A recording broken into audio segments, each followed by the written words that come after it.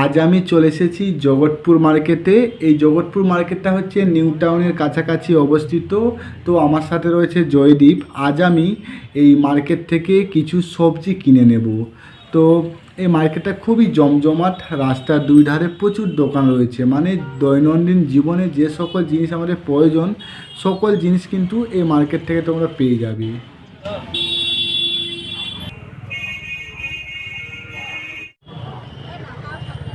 জয়দীপ এখান থেকে 2 কিলো মতো আলু বেছে নিচ্ছে। তো এগুলো হচ্ছে জ্যোতি আলু, দাম রয়েছে 20 টাকা করে কিলো, আর চন্দ্রমুখী আলুটার দাম আছে 26 টাকা কিলো। দাম কোথায়? বিষয়টা আমারও কিন্তু অবাক করতেছে। এখানে দেখো তাল বিক্রয় হচ্ছে, মানে এই যে কচি তাল, তো তার যে সস, তো সেটাই এখানে বিক্রয় হচ্ছে। ওখানটা নিয়ে এক নয়া পয়সা লাগে। আমাদের সামনে যে রাস্তাটা চলে গেছে, কিছুটা গেলেই কেষ্টপুর মার্কেট পড়বে, আর পেছন দিকে রয়েছে গৌরাঙ্গ মার্কেট। আর জগৎপুর মানে কাছাকাছি, খুব একটা দূরত্ব না। আর এই দেখো একটা সেতু, এটা তোমার ঢালাই সেতু নামে পরিচিতি পেয়েছে। এখানে দেখো ফুল বিক্রয় হচ্ছে।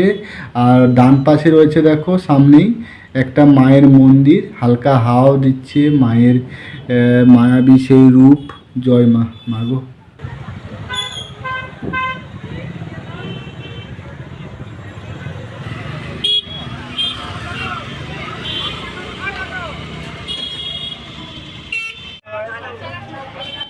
এখানে সারি সারি অনেক মাছের দোকান রয়েছে, মানে এখন সময় হচ্ছে রাত্রি 8টা, তার সত্ত্বেও দেখো টাটকা মাছ কিন্তু বিক্রয় হচ্ছে। মানে হয়তো 10টার সময় কিছু মাছ কমে যাবে, কিছু দোকান উঠে যাবে, তবু 10টার সময়তে এলেও এই মার্কেটে একটা জিনিস গ্যারান্টি দিতে পারি, যেটা হলো টাটকা মাছ কিন্তু রাত্রি 10টার সময়তেও তোমাদের 50% পাওয়ার চান্স রয়েছে। দিনের বেলায় তো এই মার্কেট দেখেছি খুব জমজমাট থাকে, তবে আজকে রাত্রে প্রথমবার এলাম। রাত্রে বলতে এই 8টার দিকে। তো এখনও কিন্তু প্রচুর মানুষ, প্রচুর দোকান।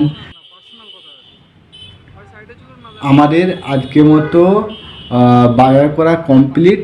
তো নিয়েছি বলতে 2 কিলো আলু, 1 কিলো তোমার কিনলাম পেঁয়াজ, নিলাম 1 কিলো, লঙ্কা নিয়েছি 10 টাকা, আর পটল নিয়েছি 40 টাকার। তো এটাই ছিল আজকের মতো বাজার। চলো পরে আবার দেখা হচ্ছে, টাটা।